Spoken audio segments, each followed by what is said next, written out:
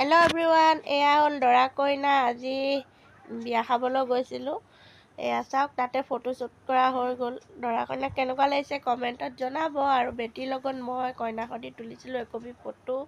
মোক কেনেকুৱা লাগিছে জনাব। এয়া পেণ্ডেলৰ ভিতৰত এতিয়া প্ৰথমে সোমাই গ'লোঁ। এয়া বহুত ধুনীয়াকৈ ডেক'ৰেশ্যন কৰিছে। আৰু এইফালে এয়া আমাৰ ননদজনী হয়, আৰু আমি চবেই মিলি একেলগে বিয়ালৈ বুলি আহিছোঁ। আৰু এয়া দৰা কইনা কেনেকুৱা লাগিছে কমেণ্ট কৰিব দেই।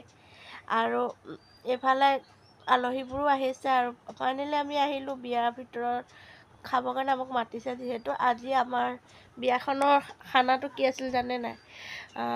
পুৰি, বেঙেনা পকোৰা, পনীৰ গ্ৰেভি, মিক্স চব্জি, লুবিয়া, ৰাজমাহ, মগু এনেকৈ কৰি তৰকা বনাইছিলে।